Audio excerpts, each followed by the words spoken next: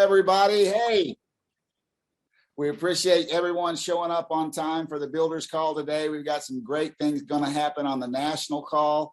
We've got a wonderful guest, Grace Webb, who has been with the company for a while. I'll introduce her in a minute. If anybody's wanting to know what's going on with this thing behind me, that's an aircraft carrier that I was on when I was in the Navy, the USS America aircraft carrier.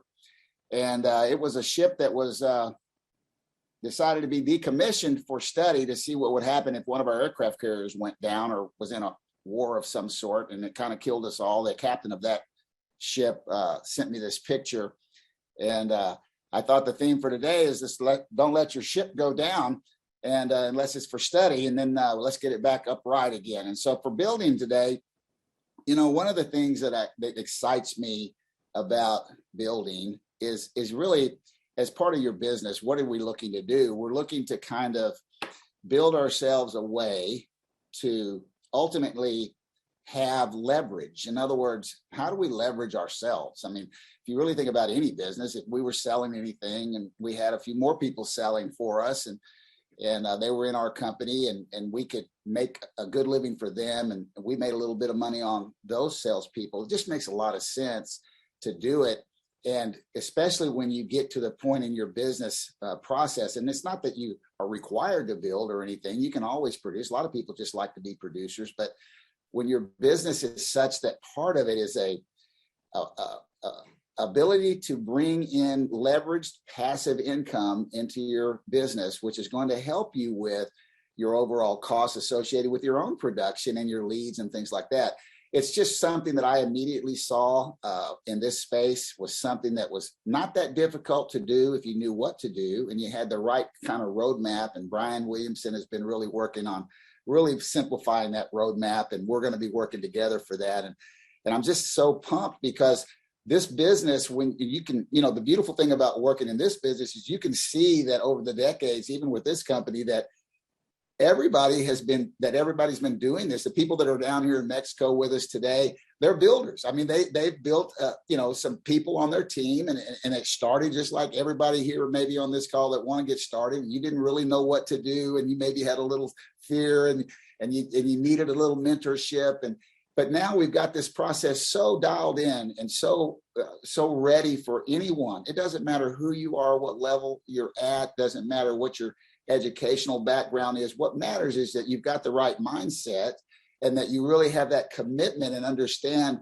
the value of committing to this early and then sticking with it and don't ever get away from it, whatever level you're doing it at, in any volume that you're doing it at. Because once you get that unique writer, we know what the value of that unique writer is. We know how much kind of money you're going to make on each one of those, even with the smallest spread. So the numbers have been there for decades. So we can really calculate how much did it take? What did it take you to generate a unique writer? What's the value of that unique writer in your business? And then once you get a few of those, the people that see what you do, they're going to want to do what you've done. And then therefore your depth of your organization is going to grow because they're going to want the same thing. They want that legacy to be able to have that passive income. Even when they die, it can pass on to their family. And that's one of the beautiful things about this business, Brian, I think, is that we have the ability to share with one another what the successes that we found and how to go about doing it on a step-by-step basis regardless. Can you give me a little bit of input, Brian, on what's kind of going on with what we're going to be sharing with everybody with reference to this whole little track to recruit? Absolutely. Yeah. And it was really good. Max and I are getting some FaceTime this week here together. And we were on a bus ride yesterday for about, 35, 40 minutes. And I finally got to just tap into Max's background a little bit more. Of course, we've done that on one of these calls and found out you're a ninja and all sorts of secret tricks that we weren't aware of. But I really appreciated hearing from you, just the way that you were able to build an agency so quickly. Not that speed is always the name of the game, but you really had a lot of success in your recruiting and building. Quickest person to the 120, or at least if not the number one, I think that's what you said you were.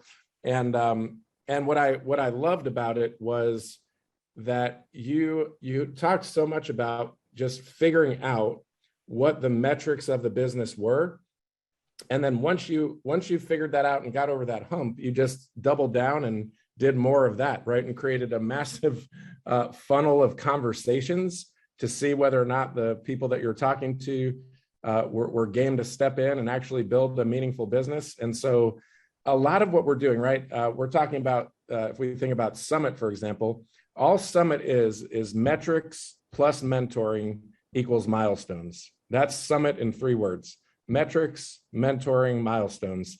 And when we understand the metrics of the business and we have the guide by the side to help us get there, we're going to hit the milestones that we need to hit to level up to the top of the company. So it's really about extracting, in this case, on the recruiting front, extracting your expertise in building, along with, I know you're doing high collaboration with a lot of our top leaders and even leaders that are up and coming, to really see how can we serve them very well. And I think that's just our heartbeat, is how do we serve our agents well? How do we make sure that they have access to all the resources that they need when they need it? So that's it in a nutshell. And I'm excited to hear what you have to share today.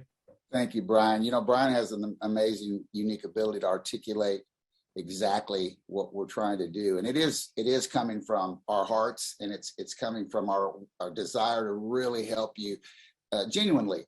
And so having the staff and the team and the investment that the company's making to really help this grow, Brian, is exciting. We get to see it. And I know a lot of the new agents and managers are feeling it, because they weren't here 10 years ago and when we didn't have things like that. And now we've really kind of grown to the point where we've really built something, I think, that you can learn from and kind of eliminate that fear from recruiting perspective and get started and just do what's necessary to help you and your family and your financial legacy, if you will, grow. Let me introduce Grace. Grace, what I really loved about Grace, Brian, was that it was funny, because I would be teaching on some or coaching on some various different teams, and Grace would be on one Zoom call with this group, and then the next one I'd have right after it, she was on that one too. And I said, well, are you on both of these teams? She said, no. She said, but the team leaders allowed me to come on. She was so hungry to learn. She was so willing to do whatever she needed to do that it inspired me, and so, and I wanted to have her on today to tell her story. And so I want you to introduce yourself, Grace, and talk about who your upline is, and just talk about your journey. And because I know at one point you were like #1 recruiter on your team back in 2018. And so tell us about your journey a little bit and where you're at today and where you were. Thanks. You're muted. Unmute. There you go. Got it. It's my first day, right? So Max, you weren't expecting to have your very own stalker, were you? That was me.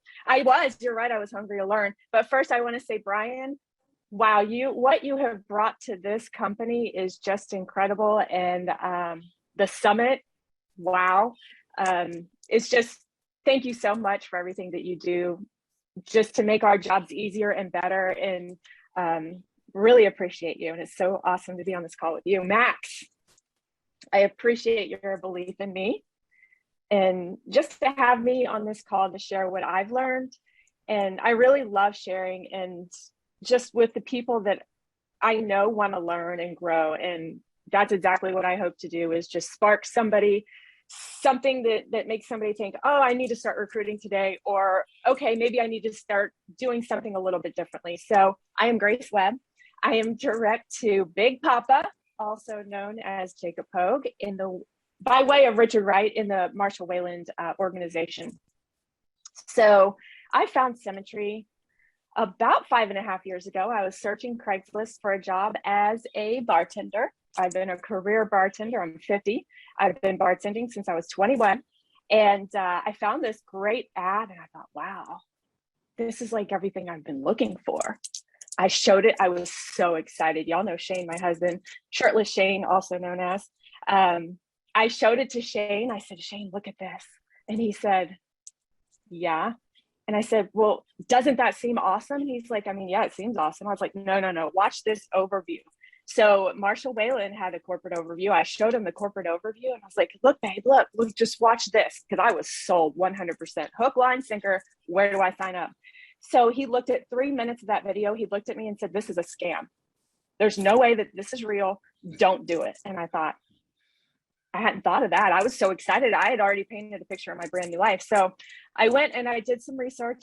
About 2 hours, I got on my computer and I dug deep.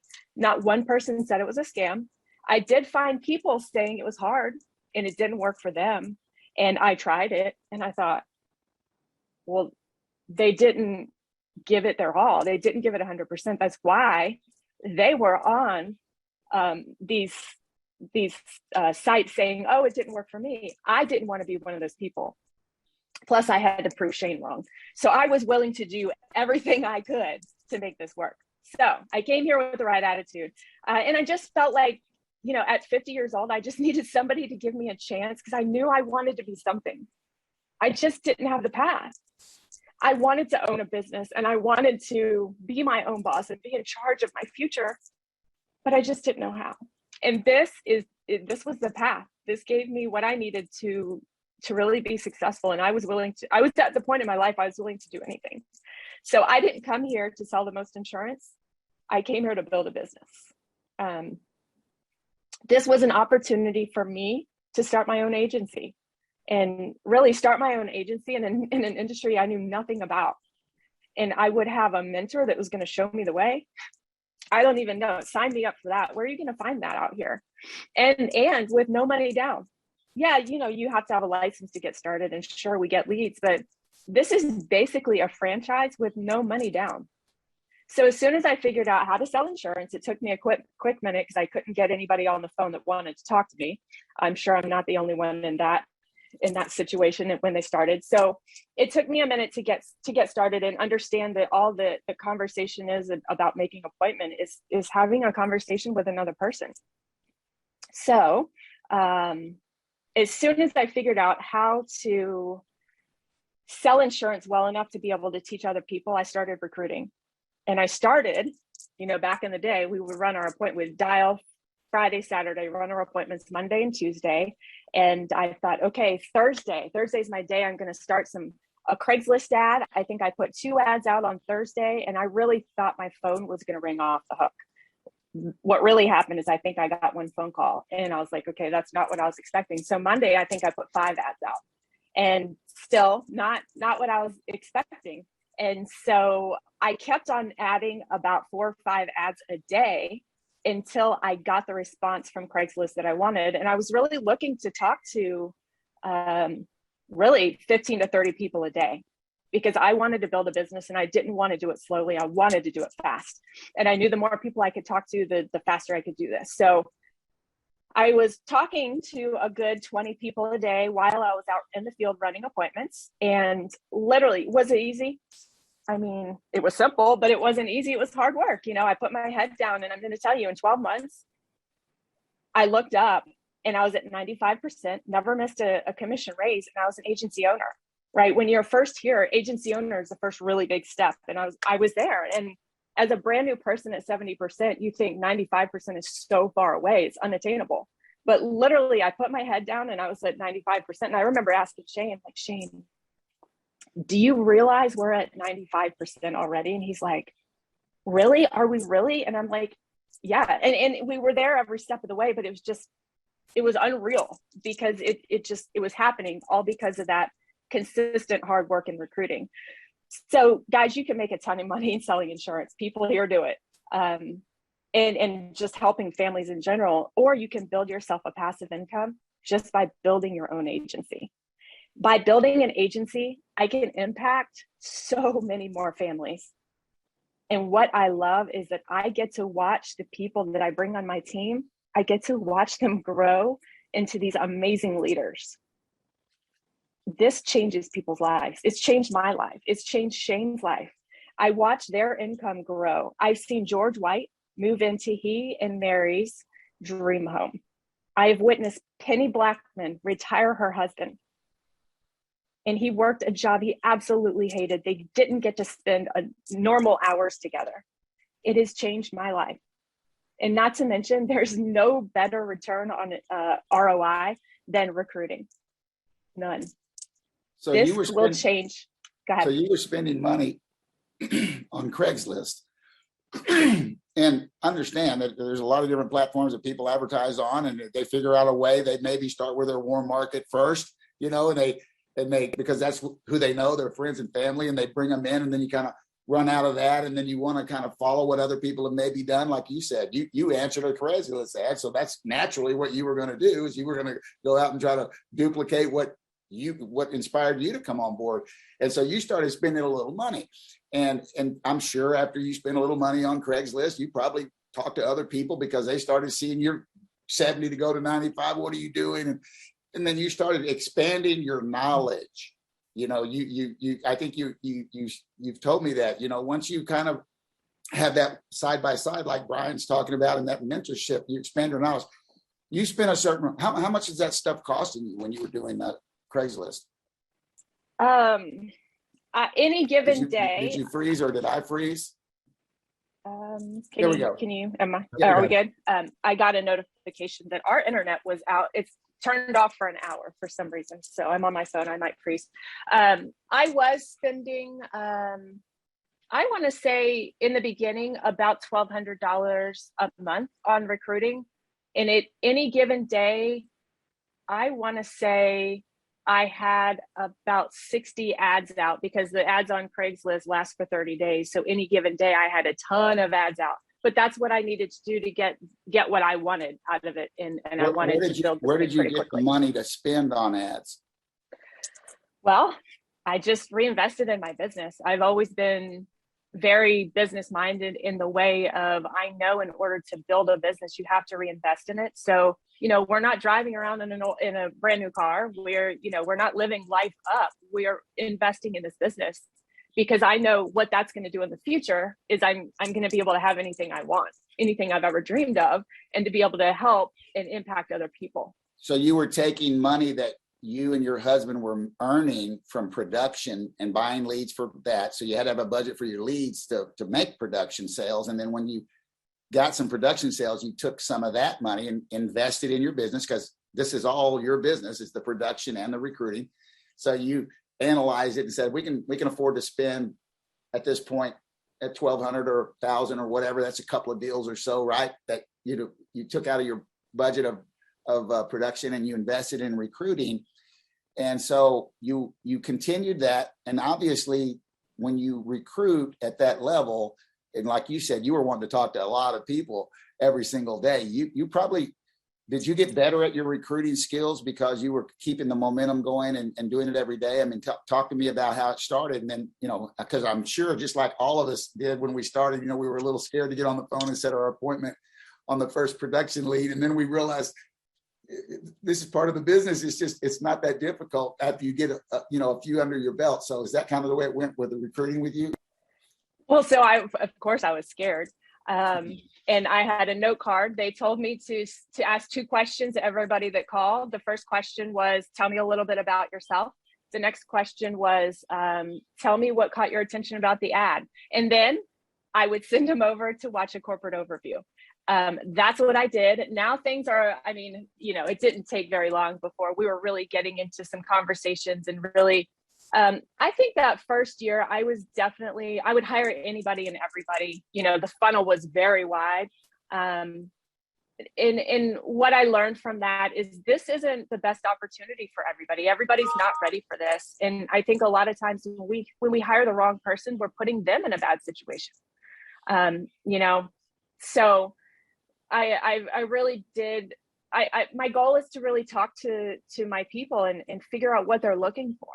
And if they're ultimately looking for a 9 to 5, clock in, clock out, get a paycheck on Friday, I could talk them into it, but ultimately their husband or wife is probably going to talk them right out of it, right? So I'm looking for a specific person, and like Brian Delaney says, write down your five things that you look for in your candidate, and if they don't check the boxes, you've got to move on to the next one. I think too, that when we start learning from our mentors about the real true expectations of the actual ratios of people hired versus the ones that become unique writers, it's okay to understand that, because it's a mindset. You've got to really be okay with getting volume coming through, okay with only maybe 1 out of 10 actually becoming a unique writer. And then if we know that ratio, if it's 1 or 2 out of 10 or whatever that case may be, but that's pretty much what it is. And then after that, if you just understand that, you don't have to have that worry of rejection, because we already know that 1 or 2 out of 10 are going to be the right person that fits in with this whole business opportunity. And so I always, the Go for No book, and we used all those books in our team and everything else. And once you start realizing that it's just part of the process, that 10 is going to get me 1 or 2, 20 is going to get me another one, 30 is going to get me another one. When you start thinking of it that way, it's okay, because every time you get rid of 1, or maybe you hired 10 and only, 1 made it, you already know that ratio. And so I actually, I embrace that, because I realized, okay, well, all I need to do is just bring more volume in. I'm going to have the unique writer numbers that I'm looking for. Is that kind of what you experienced? Yes. So, I want to say how long recruiting is not something we start today and all of a sudden now we have a big team. It's something, I was taught very early on by Jacob that this is a 90-day process, and really even a 120-day process, because what we do today, it's going to take 90 days to see the results from our recruiting today. Even if we hire a few people, and I think this is a mistake a lot of people make, especially new recruiters, is they'll hire a few people. They'll feel like, oh my God, I'm overwhelmed. I have 4 people. I need to figure out what to do with all these people. And then they'll stop. Well, Max, you and I know, a lot of people know that 4 people is not, most of them aren't going to do anything. They're going to say they're going to do something, but then actually the reality is they're not going to actually even finish the course. Some won't start the course. And like you said, 1 or 2 out of 10 are going to be writers. So we're going to have to, just to get 1 or 2 writers, we have to hire at least 10. So don't get scared and stop because you're feeling overwhelmed. People tend to weed themselves out pretty quickly. No matter what we do to try to keep them engaged, sometimes it's just not the right time and the right fit for some people. So don't stop 30 days because you don't have a team. Don't quit in 60 days because it's harder than you thought it was. It's kind of like everything else in this business. It's simple, but it ain't easy. And it takes consistency to really build this. And it's okay. That's the thing. It's something that once you kind of recognize that, you realize it's just part of the game. It's just like buying 10 A leads and setting 6 appointments and selling 2 or 3 deals. You get it. That's the metrics. That's the law of the large numbers. That's exactly what's going to happen if you press on and keep doing it. You're building your bonus leads over here so that when you need to fill the gap on your A leads, you're calling through those. Time is money. So you got to spend a little more time on the bonus leads, but you're still going to get an appointment. Very similar in the recruiting side of the business is that once you kind of understand the metrics, and Brian talked about it earlier, when you have that understanding, you will see the vision and see the future for yourself and then keep pressing forward. Can we talk real specifics right now, Grace, because we've only got about 5 or 6 minutes here. Talk to me about what you were doing, what you're doing now, and what you're seeing as far as your recruits and numbers, and how are you increasing that ability, and what are you doing? Let's talk real specifics so that people here, we've talked about the importance of recruiting. Let's talk about your specifics. What are you doing to make this thing kind of work for you right now? So what I have been doing is Career Builder. I have 50 job postings on Career Builder. With that, I have a drip campaign with a company that I pay outside of that. It was, okay. I wasn't getting where I wanted to go with it for sure. You have come along and really opened my eyes to so many just things I didn't even know were a part of recruiting and a part of this whole thing. But I have started the Max Day method, which is everything can be found on Quillity in how to do those 12 touches. It's the first 3 days, you're texting, you're emailing, you're calling them, and all 3 of those things are so important, but then to keep doing them, to let them know that, hey, we're here for you. Because if you are waiting for them to call you, you're just very few and far between. You've got to be really reaching out to these people. You have taught me so much, and as far as keywords and headings and what to do, what not to do. I believe that some of that stuff is even on Quility. But what I'm doing now is I've signed up for the I don't even know what you call it, through Quility and through the enterprise zip stuff. And I am loving it. I am learning so much. And the quality of people that I'm getting is a lot better because I'm focused more on, instead of copying a bunch of people's ads that I've seen in the past, now I'm creating my own ad with a whole different mindset and vision of who I truly want to recruit, and trying to get into their mind and what are they looking for and where do they live and who are they, and just a lot more goes into it than I ever knew, that I've learned from you, and I thank you so much for that. All it is really understand, everything we do in life, I think, is a learned process. I mean, if you have the desire and someone's willing to show you some things, what we're talking about is just understanding the demographic. Demographic's a big word for just who are the people we're talking to? Who are we looking for? If we looked at the people on your team, who are they? What's it look like? Are they married couples with a mortgage, with kids? I mean, so when you start looking at that and you start looking at your markets and you start looking at how to say the words, because words matter, right? Everything and all the messaging that we say to someone in a job title or in a ad itself or in a landing page like the Owner Circle Recruit Funnel site, everything's got to be congruent. You can't say one thing and then be changing it on the next thing. And so that's what you've been learning. And then when you interview them with the same messaging. What are we telling them to do? The objective of the ad and the recruiting piece of wherever you're on whatever platform is to do what? Is to get them on your calendar for an interview. And that's one of the things that I think a lot of people have missed on this, is that we all try to duplicate each other. We all try to use the same brand symmetry, and we all try to go out and advertise in the same markets. Well, that's called saturation, and the algorithms don't like that. And so what we've been talking about is using your agency name and using your own brand and getting out there in the advertising world, because once they come on your calendar and they go to your Owner Circle Recruit Funnel site or whatever landing page you have, they're going to learn about Symmetry. We've got the corporate overviews. That's when you let them and expose them to the company. But as far as the advertising dollars that you spend, the objective is to get as many people in for the lowest cost. And to do that using your own brand and agency name is going to bring you up higher, because when you have the same brand on the same type ads in the same type markets, they're going to push you all the way down, because the algorithm is saying, hey, I already saw this thing, so only do this one.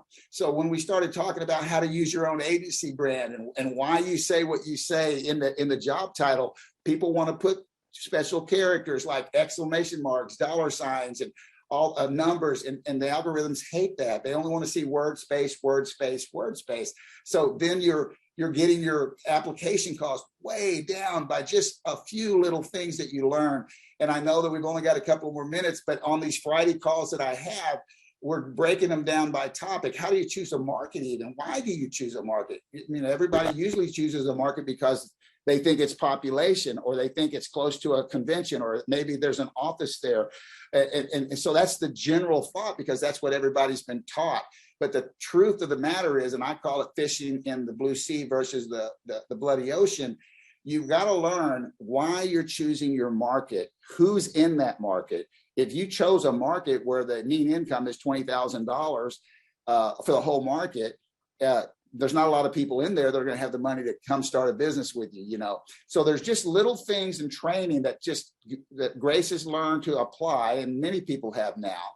And ultimately, it's because Quility is providing the type of training and learning processes with Brian and his system and the things that we're doing, merging this stuff together so that you can learn why this stuff works, and so that you can optimize your return on investment, your costs associated with getting that higher return on your investment from the top of the funnel all the way through to the end of the funnel.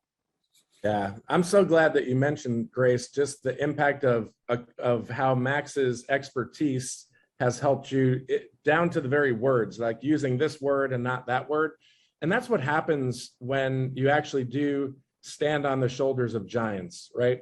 Words create worlds. And one thing that Max understands, I think, from his experience is how to enter the world of someone else, and how to do that very intentionally by audience, by demographic, And so being able to leverage, Max, your expertise and again, collectively across the company, the expertise of our leaders and just building on the learning, so important. Because look, you may not understand why something is the way it is, but trusting the process and trusting the system, that is why we love saying that true systems, the word system stands for anything that saves you stress, time, energy, and money.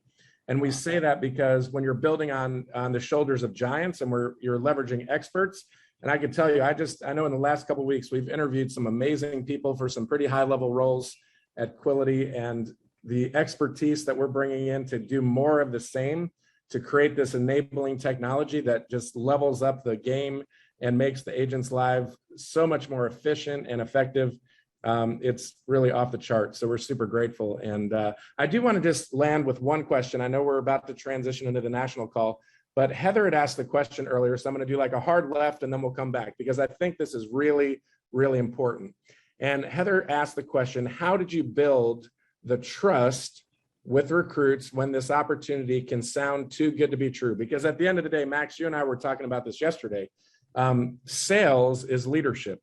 Recruiting is leadership. It's influence process. It's relationship building. So how do you do that, Max? How do you actually build trust with people you don't even know and you're trying to close a gap? And Grace gave a good clue earlier on that with leveraging the corporate overview. But I'd love to hear your final thoughts and then we'll transition into the national call. Well, I think you've said it a lot of times, Brian, but,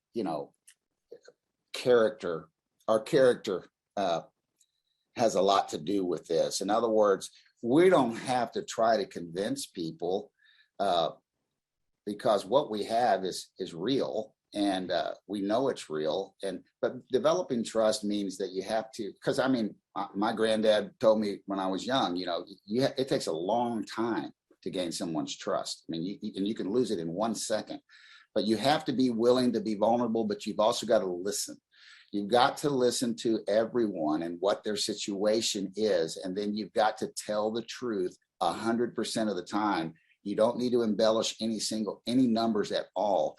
I found that when we were talking to people and we were telling them about the time frame it took, Brian, to even get into the production side and get where you're only going to sell 20% of your leads when you first start. We didn't tell them they could make $400,000 their first year, Brian. What I'm saying is, I think when you hear me speak, you feel my passion and you feel the person that I am, and that I'm willing to tell you the truth, but I'm also willing to show you where I've been so that you can see that you can reach this. All it is a learned process. But if you can give me somebody, it doesn't matter who it is, Brian, that has a desire and is willing to listen. And I know we've heard the cliches, be coachable and all these things, but the truth of the matter is, if you will just allow yourself the ability to bring down the wall, allow these mentors and teachers to give you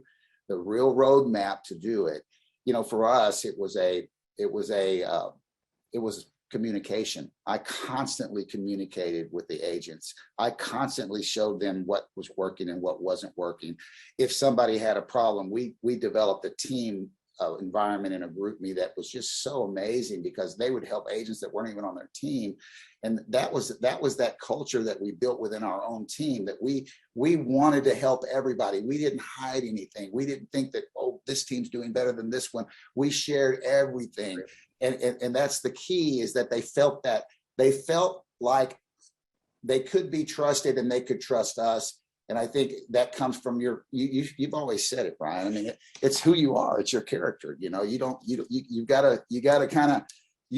to be willing to let people go. And I've always said that, sometimes you want to hold on to everybody when in fact, it's okay to let them go. It's okay. They'll come back to you. I've had agents say, leave and come back because, Max, everything you said was true, are coming back, and they came back to my team.